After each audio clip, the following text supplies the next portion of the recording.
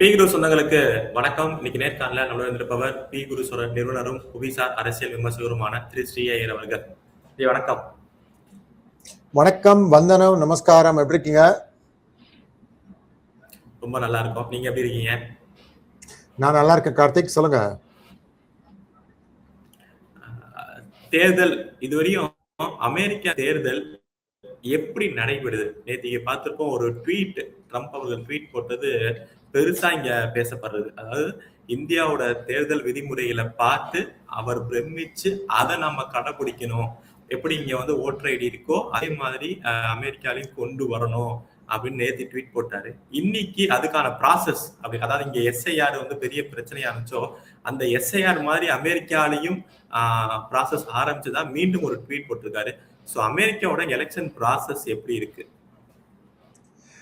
அது நீங்க இத பத்தி கேட்டீங்கன்னா ஆடி போயிடுவீங்க. ஏன்னா எங்க ஊர்ல மாதிரி எலெக்ஷன் காய்க்கிற புத்தர்க்கங்கள் இருக்கு பாருங்க, தலை முடியெல்லாம் பிச்சுன்னு போகணும். ஏன் அப்படின்னு கேட்டீங்கன்னா, ஐக்கிய நாடுகள், அதுதான் அமெரிக்கா இல்லையா, யுனைடெட் ஸ்டேட்ஸ், ஐக்கிய நாடுகள். ஸோ இதுல என்ன விஷயம் அப்படின்னா, ஒவ்வொரு ஸ்டேட்டுக்கும் சுதந்திரம் இருக்கு.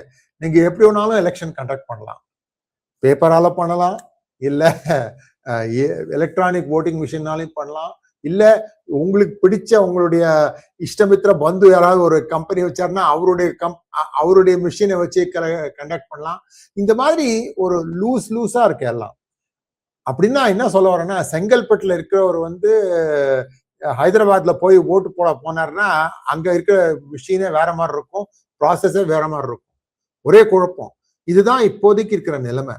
இதை சீர் சமமா, அதாவது ஒரே மாதிரி, நீங்க எந்த இடத்துல அமெரிக்கால இருந்தாலும் ஒரே மாதிரி எலெக்ஷன் பண்ணணும் அப்படிங்கிற ப்ராசஸ்க்காக ஒரு சீர்திருத்தம் கொண்டு வந்தாரு. அதற்கு பேர் சேவ் அமெரிக்கா ஆக்ட். இதுல என்ன விஷயம் அப்படின்னா, அதுல கூட பெருசாலாம் மாறல. என்னன்னா, நீங்க ஓட்டு போடுறதுக்கு முன்னால நீங்க அமெரிக்க பிரஜையா இருக்கணும், அப்பதான் உங்களுக்கு ஓட்டு அப்படிங்கிற மாதிரி ஒரு நிபந்தனை. இதை எடுத்துக்க தயாரா இல்ல டெமோக்ராட்ஸ் மட்டும் இல்ல, சில ரிபப்ளிகன்ஸும் கூடாதுங்கிறாங்க. எப்படி அமெரிக்க பிரஜையா தானே ஓட்டு போட முடியும்? அவங்க நாட்டு பிரஜை தான் அந்த நாட்டுல ஓட்டு போட முடியும். இதுல இருந்து என்ன தெரியுதுன்னா, எங்க ஊர்ல பிரஜைகளை விட அதிகமா அப்பிரஜைகள் இருக்காங்க. அவ்வளவு மோசமான நிலைமைங்க. 20 மில்லியன் பேர், 20 மில்லியன்னா 6 2 கோடி, 2 கோடி மக்கள் மொத்தமே. எங்க ஊர்ல 35 கோடி தான், 36 கோடியோ தான் ஜனத்தொகை. அந்த 36 கோடியில 2 கோடி இல்லீகல்ஸ் இருக்காங்க. சோ இவங்க தான் மாத்தி போடுறாங்க. இவங்களுக்கு எல்லாம் எல்லா இடத்துலயும் நீங்க ஓட்டு போடலாம், வா வேந்தே ஓட்டு போடு வேந்தே அப்படின்னு சொல்லி எல்லாரும் வெத்தலைப்பாக்கு கொடுத்து வரவழைச்சு இவங்களுக்கு யார் பக்கம் வேணுமோ அந்த பக்கம் போட்டு வச்சுக்கிறாங்க. இது எப்படி நம்ம ஊர் மாதிரி தான் கார்த்திக். நம்ம ஊர்ல எப்படி இல்லீகல்ஸ் எல்லாம் ஒரே ஆளுதான் ஓட்டு போடுவாங்க. நான் எந்த பார்ட்டின்னு சொல்ல வேண்டிய அவசியம் இல்லை. பாஜக இல்லாத பார்ட்டி அப்படி வேணா வச்சுக்கலாம், பாஜகவுக்கும் போட மாட்டாங்க. அதே மாதிரி அமெரிக்கால எந்த இல்லீகல் எல்லாம் ரிபப்ளிகன்ஸுக்கு போட மாட்டாங்க. சோ இத சீர்திருத்தப்படுத்துறதுக்காக தான் அவர் சேவ் அமெரிக்கா கொண்டு வந்தார். ஏன்னா இப்போ 2020 6 வருஷம் முன்னால நடந்த பிரசிடென்சியல் எலெக்ஷன்ல நிறைய தில்லுமுள்ளு நடந்திருக்கு. நிறைய இடத்துல ஆனா அப்ப கோவிட் ஓடிட்டு இருந்தது. ஒரு மிகவும் அது சர்ச்சைக்குரிய விஷயமா நிறைய ஸ்டேட்ஸ்ல பைடன் ஜெயித்து ட்ரம்ப் தோத்துருக்காரு. ஸோ அதனால இவர் இந்த தடவை இது மாதிரி விட்டோம்னா திருப்பி மீண்டும் அவங்க அதே மாதிரி பண்ணுவாங்க அப்படிங்கிற ஒரு எண்ணத்தோட இந்த சேவ் அமெரிக்கா அப்படிங்கிற ஆக்டை கொண்டு வந்தாரு. அந்த ஆக்ட் என்ன ஆச்சு அப்படின்னா, ஹவுஸ்ல அது ஒரு பரிமாணம் பாஸ் ஆகுது, செனட்ல சில வேற மாற்றங்களை போட்டு அவங்க பாஸ் பண்றாங்க. இது ஒரு வருஷமாவோ 8 மாசமாவோ நடந்துட்டு இருக்கு. இப்போ ஒரே பில்லு, ஒரே ஆக்ட் வெவ்வேறா இருந்துன்னு வச்சுக்கோங்களேன், அதை ரீகன்சைல் பண்ணணும். ரீகன்சைல் பண்ணிட்டு அதுக்கு ஒரு ப்ராசஸ் இருக்கு. ரீகன்சைல் பண்ணிட்டு மீண்டும் அது மேல ஓட்டு பண்ணணும். அந்த மீண்டும் அந்த மாதிரி ஓட் பண்றச்ச ஹவுஸ், அதாவது லோக்சபானுடைய ஈக்குவலண்ட், அதுல பாஸ் ஆயிடுது. ஆனா செனட்ல பாஸ் பண்ண விட மாட்டேங்கிறாங்க. இதுல ஆச்சரியமான விஷயம் என்னன்னா, பாஸ் பண்ண விடாத இருக்கவர்கள் ரிபப்ளிகன்ஸ். சேம் சைடு கோல் போறதுல மன்னர்கள் ஆயிட்டாங்க ரிபப்ளிகன்ஸ். எப்படி அப்படின்னு கேட்டீங்கன்னா அங்கதான் இருக்கு. எவன் யாருகிட்ட வாங்கியிருக்கானோ காசு என்ன தெரியும்? பார்த்தா எல்லாம் சைனாக்காரங்கிட்ட போய் மாட்டிக்கிட்டு இருக்காங்களோ அப்படிங்கிற ஒரு சந்தேகம் எழுது. இது ஏன்னா சைனாக்கு வந்து இதெல்லாம் வந்து உள்ள பூந்துட்டாங்க கார்த்திக். எங்க ஊர்ல எலெக்ஷன்ல மட்டும் இல்ல, அவங்க சொந்தமா டானா வச்சிருக்காங்க. 100க்கும் மேல போலீஸ் ஸ்டேஷன் வச்சிருக்காங்க சைனாக்காரங்க. இந்த 100 போலீஸ் ஸ்டேஷன் என்ன தெரியுமா பண்ணுது? அவங்களோட பிரஜைகளை வந்து வேவு பார்க்குது. ஓ, நீ வந்து ஸ்டூடெண்டா வந்திருக்கான், என்ன பண்ணிட்டு இருக்கான், எங்க போறான், அங்க போ, கம்ப்ளீட் இந்த ஸ்டேட் கம்யூனிஸ்ட் ஸ்டேட் ஆயிடுது இப்போ அமெரிக்கா.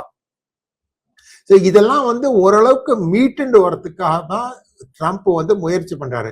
ஆனா ட்ரம்ப்புக்கு ஒரு பிரச்சனை உண்டு. நூனலும் தன் வாயால் கெடுங்கிற மாதிரி இவர் என்னென்னமோ சொல்லிட்டு இருப்பாரு. அதனால மக்களுக்கு வந்து ஒரு மாதிரி இவர் என்ன சொல்றாரு, இவர் என்ன செய்ய போறாருங்கிற ஒரு பீதியிலே ஓடிட்டு இருக்கு. சோ மொத்தத்துல இது ஒரு நல்ல விஷயம். இந்த ஆக்ட் பாஸ் ஆச்சுன்னா நல்ல விஷயம். இவங்களுக்கு என்ன தெரியுமா ஐடியா?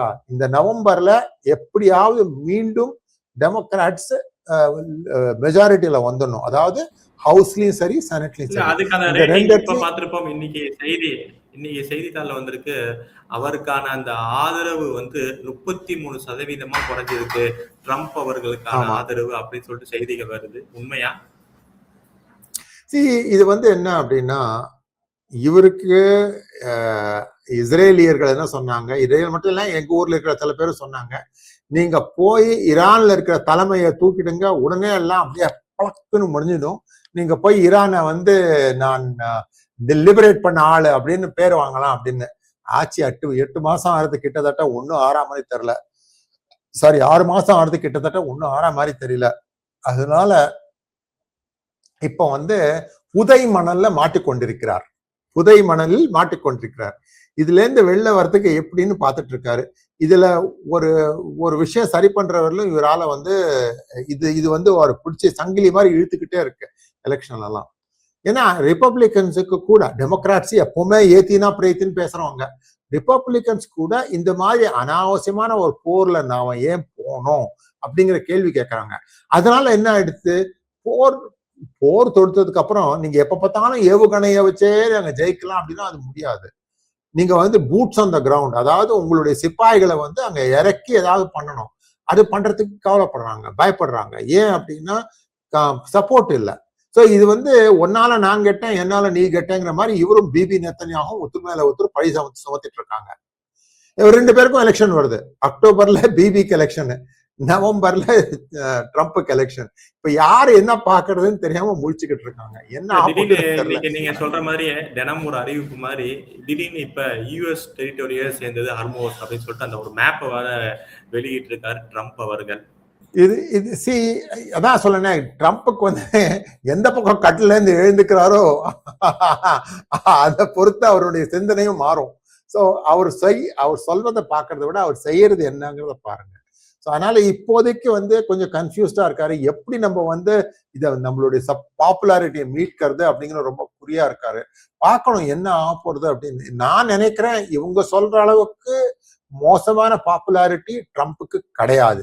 ஏன் தெரியுமா, எங்க ஊர்ல வந்து விலைவாசி அவ்வளவா அதிகரிக்கல. வெளியில இப்ப இந்தியால அதிகரிச்ச அளவுக்கு கூட அமெரிக்கால அதிகரிக்கல. ஏன் அதிகரிக்கல? ஏன் அப்படின்னா முக்காவாசி விஷயங்கள் அமெரிக்காவே சொந்தமா உற்பத்தி பண்ணிக்குது, கச்சா எண்ணெய் உட்பட. அப்படி இருக்கிறச்ச வந்து வெளியிலேருந்து வர தாக்குதல் இருக்கிறது இல்லை. ஸோ இதெல்லாம் பார்த்த பொழுது இவங்க வந்து நியூஸ் மீடியா அப்படிங்கிறது என்றைக்கோ வித்து போச்சு. யாரு காசு கொடுக்குறாங்களோ அவங்களுக்கு வித்து போச்சு. அதனால இது நீங்க அவங்க சொல்றாங்க அப்படிங்கிறதுக்காக இவர் தோத்துருவாருன்னு சொல்றதுக்கு இல்லை, போய் பொறுத்து பார்க்கணும். ஆனா ஒரு விஷயம் மட்டும் நிச்சயம், அக்டோபர்ல ஒருவேளை பிபி நெத்தன்யாஹூ தோற்றாருன்னா அப்ப வந்து இவருக்கும் அதனுடைய தாக்கம் இருக்கும். இன்னொன்னு யுஏஇ சொல்லியிருக்காங்க, ஈரான் தரப்புல இருந்து எங்க மேல வந்து மிசைல் ஃபயர் பண்ண ஆரம்பிச்சிட்டாங்கன்னு சொல்லிட்டு யுஏஇ இப்ப வந்து ஒரு குற்றச்சாட்டு வச்சிருக்காங்க. இது உண்மையா? கண்டிப்பா. என்ன ஆயிருக்கு அப்படின்னா, இதை பத்தி இப்பதான் நான் வந்து ஆங்கிலத்திலயும் ஒரு ஷார்ட்ஸ் போட்டிருக்கேன் கார்த்திக்.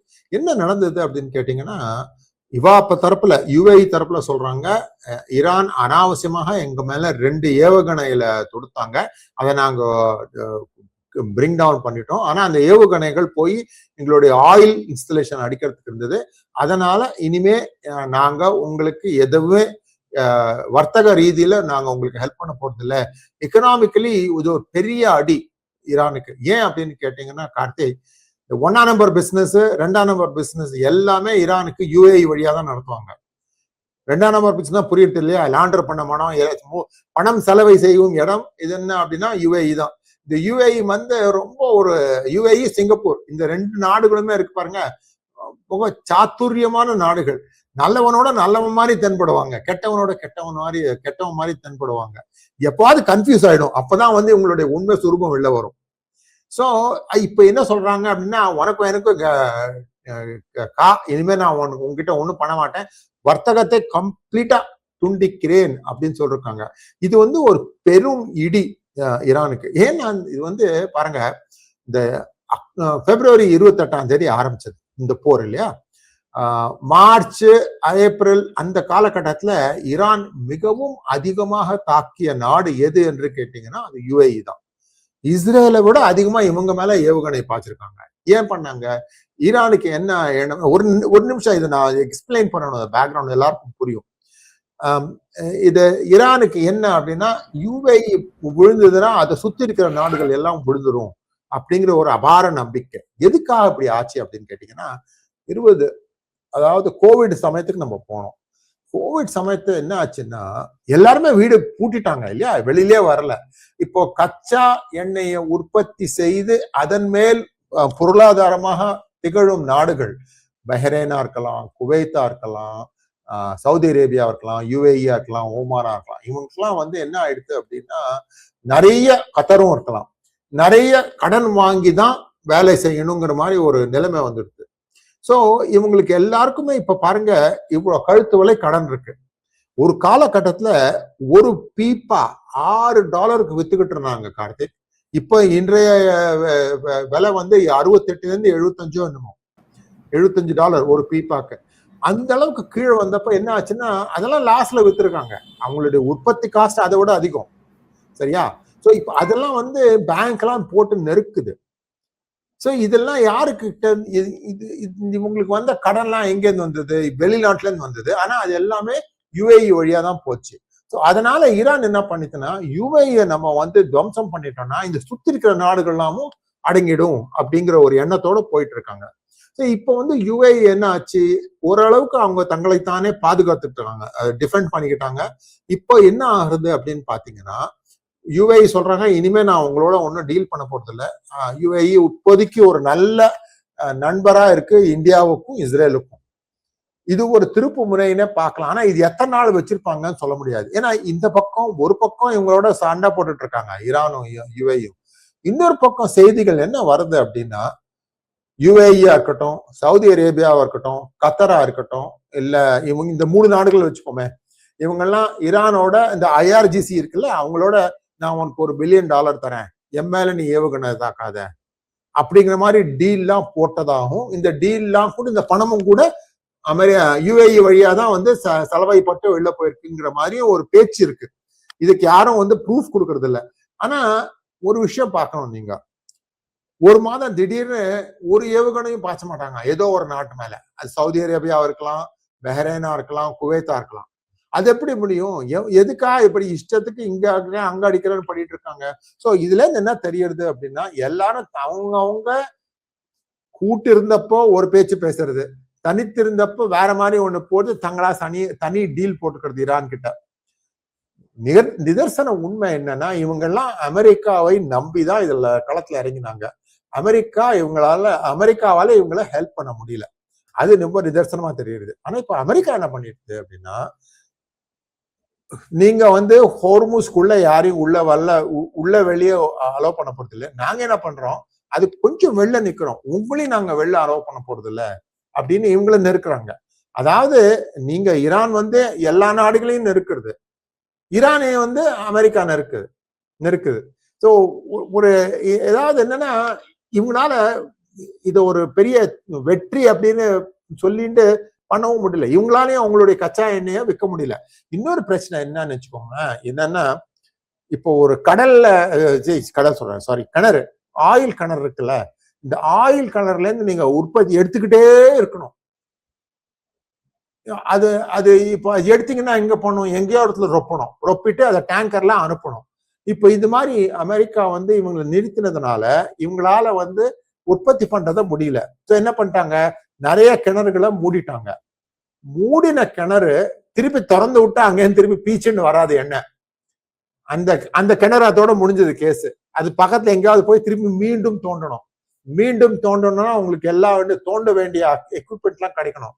இதெல்லாம் யார் வைக்கிறாங்க, அமெரிக்கா தான் வைக்கும். இப்ப ஈரான் இந்த மாதிரி ஒரு பிரச்சனை மாட்டிக்கிட்டு இருக்காங்க. அவங்களாம் வந்து என்னமோ நாங்க அப்படியே ஜெயிச்சுட்டோமாக்கோம், அது பண்ணமாக்கோம், இது நிதர்சனம் உண்மை வேற. அங்க உள்ள குக்கிங் ஆயில் இல்ல, ரிஃபைன்ட் ஆயிலோ இல்ல தேங்காய் இந்த எண்ணெயோ கோகோனட் ஆயிலோ, sorry refined oil, peanut oil, இதெல்லாம் எதுவுமே இல்லை, எண்ணெயே இல்லை. பஜ்ஜி சொஜ்ஜி எல்லாம் பண்ண முடியாது. அப்படி ஒரு நிர்பந்தத்தோட வாழ்ந்துட்டு இருக்காங்க. எத்தனை நாள் வாழ்வாங்கன்னு தெரியல. மொத்தத்துல வந்து ஈரானுக்குள்ளேயும் நிறைய பிரச்சனைகள் இருக்கு. பார்க்கலாம் என்ன எவ்வளவு தூரம் இதை தாக்கு பிடிக்க போறாங்கன்னு. 4 பேருடைய அகம்பாவத்தால ஓடிட்டு இருக்குங்க இப்போதைக்கு ஈரான். 5வது வெளில உட்காந்துருக்காரு ட்ரம்ப். ஒரு வீடியோ உங்க ஆங்கில இதுல நீங்க போட்டிருந்தீங்க, நம்ம அமித்ஷா அவர்கள் போட்ட ட்வீட்டை பத்தி. 14 ஸ்டேட்ல நடந்த ரைடு, 253 கிட்டத்தட்ட பயங்கரவாதிகளை கைது செஞ்சது. அதோட பின்னணி என்ன? எலிட்டினுடைய ஒரு நெட்வொர்க், ஷஹசாத் அப்படிங்கிற ஒரு நெட்வொர்க் வந்து இந்தியால இருக்கு.